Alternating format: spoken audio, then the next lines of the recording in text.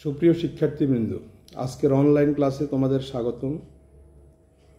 আমি মোহাম্মদ মামুনুর রশিদ, সহকারী অধ্যাপক, রাষ্ট্রবিজ্ঞান বিভাগ, কফিলউদ্দিন ডিগ্রি কলেজ, চন্দ্রগঞ্জ, লক্ষ্মীপুর। নিশ্চয়ই তোমরা ভালো আছো। তোমরা ভালো থাকো এই প্রত্যাশা করছি। আজ আমি তোমাদের সাথে থাকছি পৌরনীতি ও সুশাসন এই বিষয়টির দ্বিতীয় পত্রের প্রথম অধ্যায়টি নিয়ে। প্রথম অধ্যায়ের নাম হলো ব্রিটিশ ভারতে প্রতিনিধিত্বশীল সরকারের বিকাশ। এই অধ্যায়ে যে সকল গুরুত্বপূর্ণ বিষয় বা ঘটনা সম্পর্কে আলোচনা করা হয়েছে তা হলো যথাক্রমে ভারতীয় উপমহাদেশে ইস্ট ইন্ডিয়া কোম্পানির আগমন এবং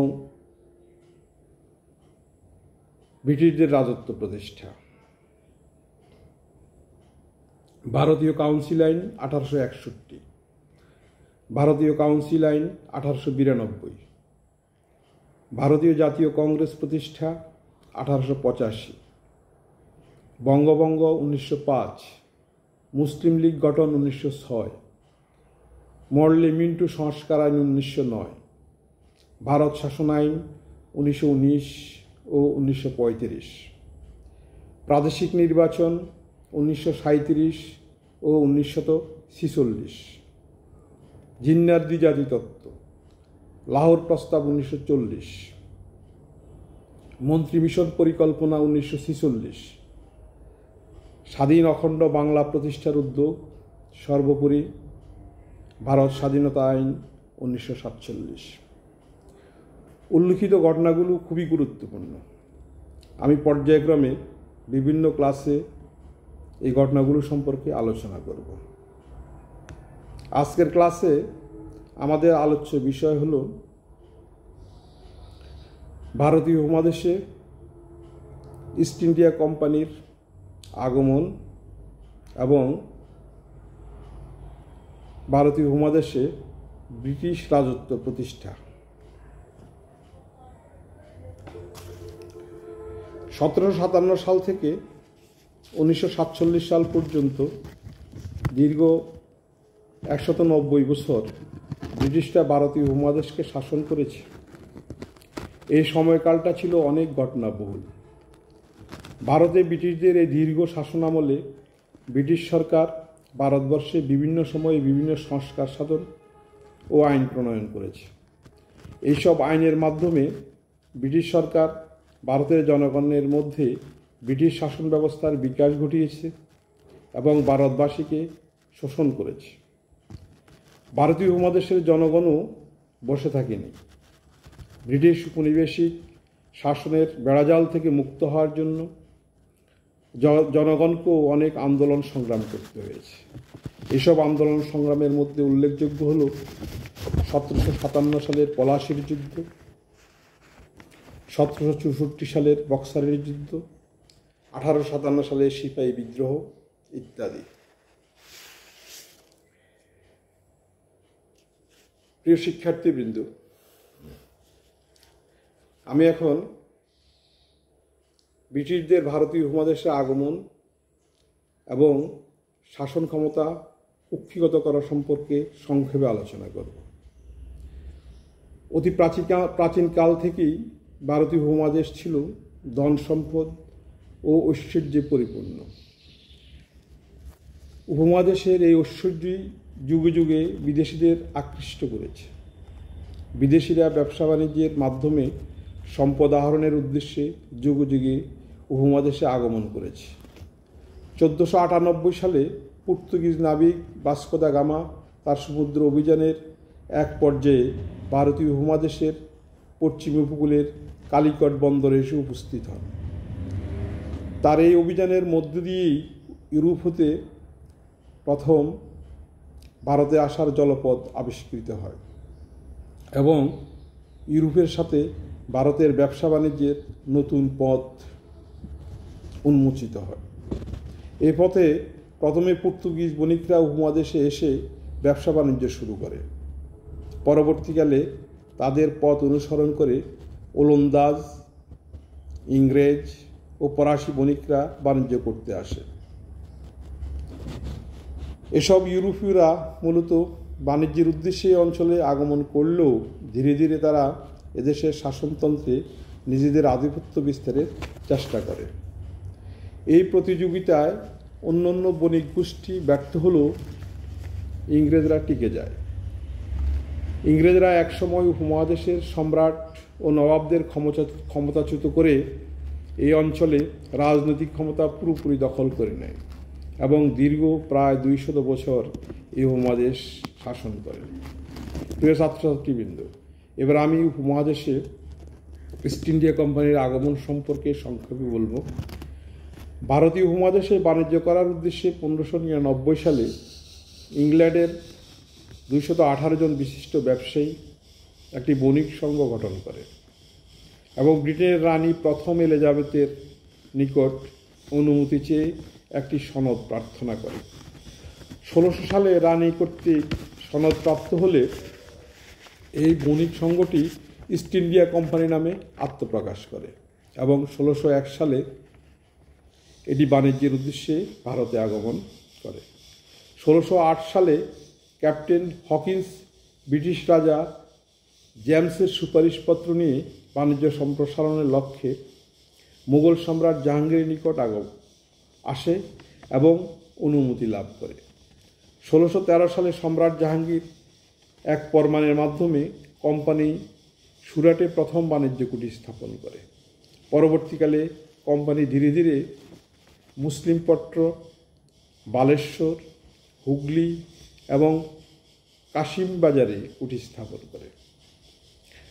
1651 সালে বাংলার সুবেদার শাহজাদা সুজা বার্ষিক মাত্র 3000 টাকা করের বিনিময়ে ইস্ট ইন্ডিয়া কোম্পানিকে বাংলায় বিনা শুল্কে বাণিজ্য করার অধিকার প্রদান করে।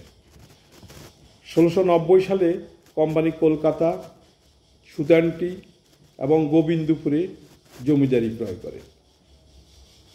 এই তিনটি এলাকা কেন্দ্র করে পরবর্তীকালে জব চার্নক নামে এক ইংরেজের নেতৃত্বে কলকাতা শহরের পত্তন হয়।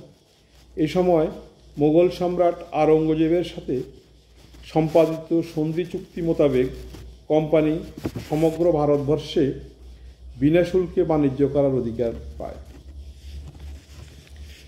1698 সালে ইস্ট ইন্ডিয়া কোম্পানি কলকাতায় ফোর্ট উইলিয়াম দুর্গ তৈরি করে। এই দুর্গ ক্রমশ ইংরেজদের বাণিজ্যিক স্বার্থ রক্ষার সাথে সাথে রাজনৈতিক স্বার্থ বিস্তারের শক্তিশালী কেন্দ্রে পরিণত হয়। পরবর্তীকালে 1717 সালে মুঘল সম্রাট ফররুখ শিয়ার এক ফরমান জারির মাধ্যমে ইংরেজ কোম্পানিকে বাংলা, বোম্বাই ও মাদ্রাজে বিনা শুল্কে বাণিজ্য করার, নিজস্ব মুদ্রা প্রচলন সহ অনেক সুযোগ সুবিধা প্রদান করেন। এই অধিকার লাভের মাধ্যমে ইস্ট ইন্ডিয়া কোম্পানির ক্ষমতা অপ্রতিরোধ্য গতিতে বৃদ্ধি পেতে থাকে। সুপ্রিয় শিক্ষার্থীবৃন্দ, এবার আমি পলাশীর যুদ্ধ ও বাংলা ইস্ট ইন্ডিয়া কোম্পানির রাজত্ব প্রতিষ্ঠা সম্পর্কে সংক্ষেপে বলব।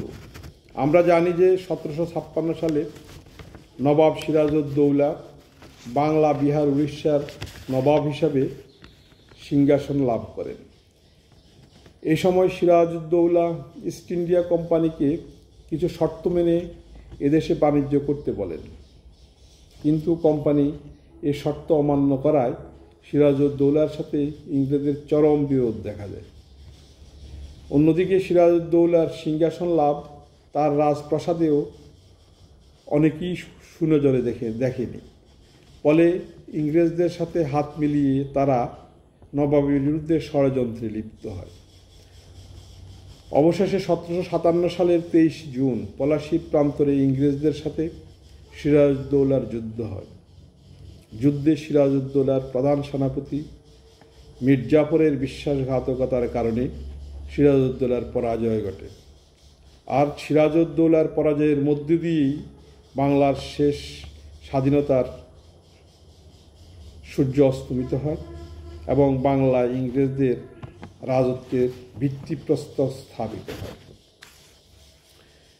প্রিয় ছাত্রছাত্রীবৃন্দু, এরই ধারাবাহিকতায় আমরা দেখতে পাই 1765 সালে ইংরেজ কোম্পানি বাংলার রাজস্ব আদায়ের ক্ষমতা তথা দেওয়ানি লাভ করে। অতঃপর কোম্পানির গভর্নর রবার্ট ক্লাইভ এদেশে এক দ্বৈত শাসন ব্যবস্থার প্রবর্তন করেন। এই শাসন ব্যবস্থা এদেশের মানুষের জন্য ছিল চরম এক অভিশাপ। কোম্পানির কর্মকর্তাদের দায়িত্বহীনতা ও দুর্নীতির ফলে বাংলার শাসনকার্যে এক চরম অরাজকতার সৃষ্টি হয়, যার পরিণতিতে 1770 সালে এক ভয়াবহ দুর্ভিক্ষ দেখা দেয়। এই দুর্ভিক্ষে বহু লোক অনাহারে মারা যায়। বাংলায় দুর্ভিক্ষ সৃষ্টির জন্য কোম্পানির কার্যক্রমকে দায়ী করা হয়। তাই ইংল্যান্ডে কোম্পানির কার্যক্রম নিয়ন্ত্রণের দাবি ওঠে। এই প্রেক্ষিতে ব্রিটিশ পার্লামেন্ট 1773 সালে রেগুলেটিং অ্যাক্ট পাশ করে। এদেশে কোম্পানির শাসনকে নিয়ন্ত্রণ করার চেষ্টা করা হয়। যত ধরনের আইন বা অ্যাক্ট চালু করা হোক না কেন, ব্রিটিশদের মূল উদ্দেশ্য ছিল এই উপমহাদেশের মানুষকে শাসনের নামে শোষণ করা। তবে ইস্ট ইন্ডিয়া কোম্পানির কুশাসনের বিরুদ্ধে ভারতবাসী মাঝে মাঝে বিভিন্ন বিদ্রোহ গড়ে তুলেছিল। এরই হাত ধরে ইংরেজ গভর্নর জেনারেল লর্ড ক্যানিংয়ের শাসনামলে 1857 সালে কোম্পানির কুশাসনে অতিষ্ঠ হয়ে ভারতীয় জনগণের ত্রাণকর্তা হিসাবে সিপাহী বাহিনী কোম্পানির শাসনের বিরুদ্ধে বিদ্রোহ করে। এই বিদ্রোহ ধীরে ধীরে মহাবিদ্রোহে রূপ নেয়। এতে ভারতে ব্রিটিশ শক্তির ভিত কেঁপে ওঠে। কিন্তু লর্ড ক্যানিং অত্যন্ত সুপরিকল্পিত উপায়ে নির্মমভাবে এই বিদ্রোহ দমন করেন। তবে এই বিদ্রোহ নিষ্ফল হয়নি, এটি ব্রিটিশ সরকারের বোধোদয় ঘটায়।